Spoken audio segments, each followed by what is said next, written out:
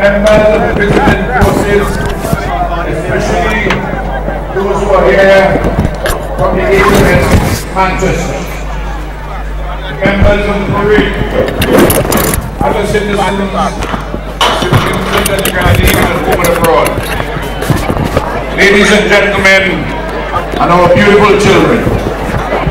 I have never seen so many persons at an Independence Day parade as this one. Happy Independence, 20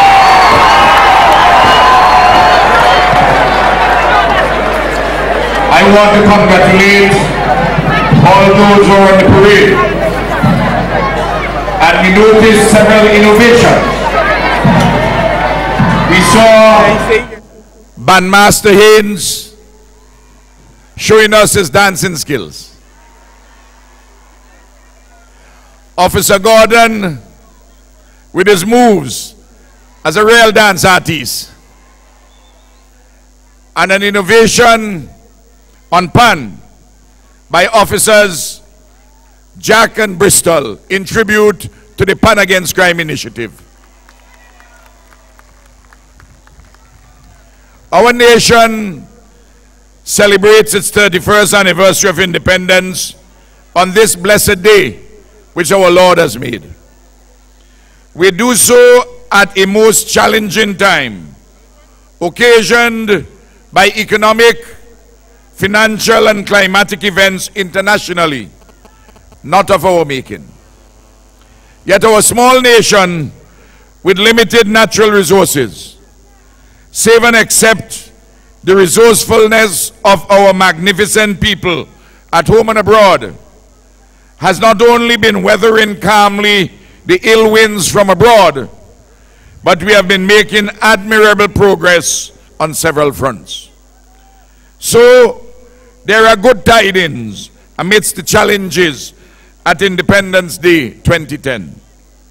There is much to be thankful for, much to rejoice about.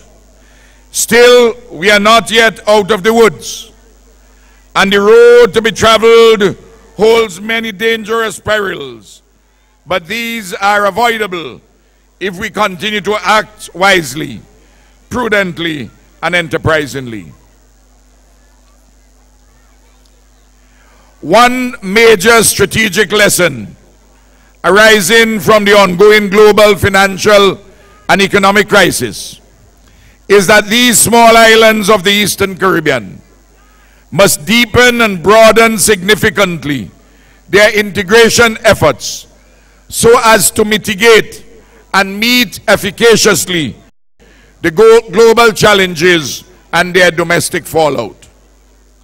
In this context, the push towards an OECS economic union by January the 22nd, 2011 is to be lauded and supported.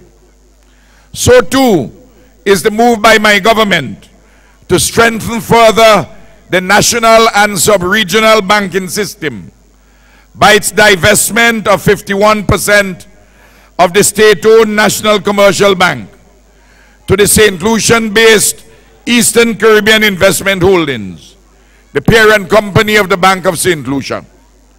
This is no time for chauvinistic or base insular posturings.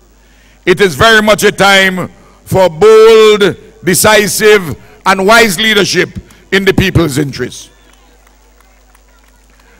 More than ever, national unity around desirable and achievable goals is necessary, despite the onrushing season of heightened political competition.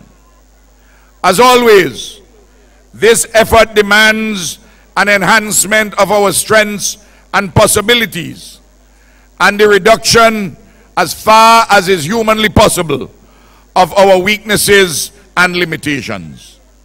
This national exercise summons from us that which is good and decent.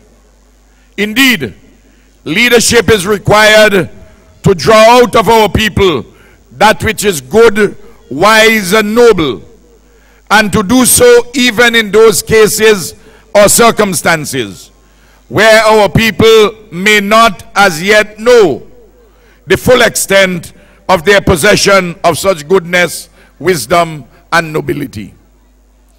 These challenging times are not occasions for excessive caution, despondency, or learned helplessness.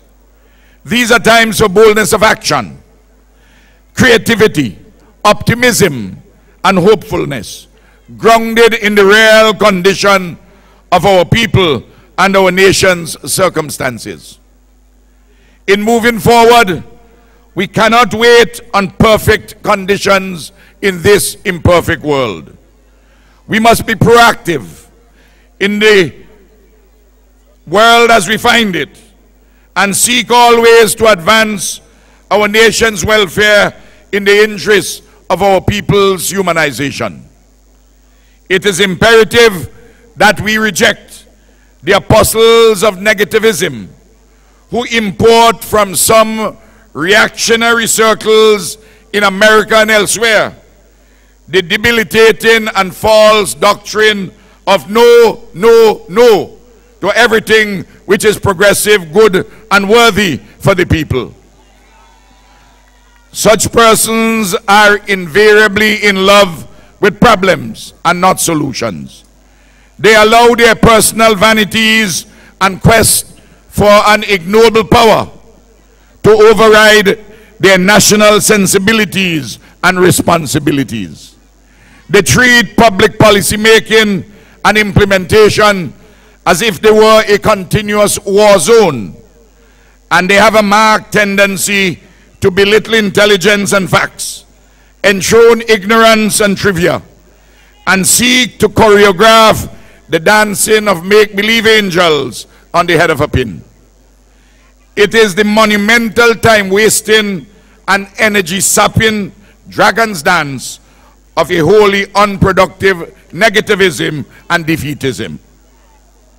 Fellow Vincentians, I have often repeated that in this our earthly city we will never find perfection.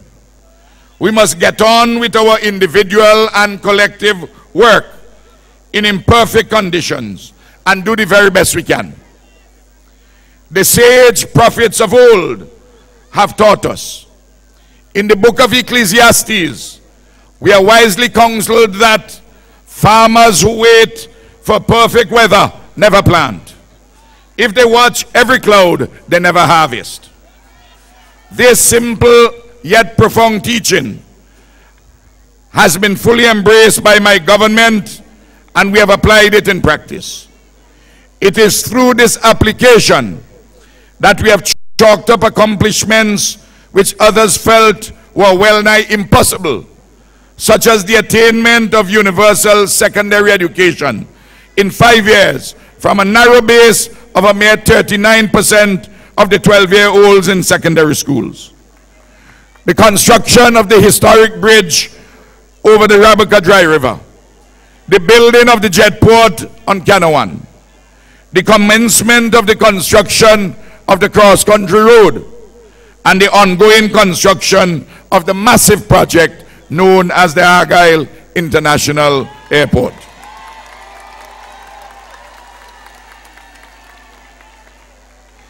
It is the same guidance from the book of Ecclesiastes that will impel us to build a new city at the site of the E.T. Joshua Airport upon the completion of the International Airport at Argyle in the middle of 2012.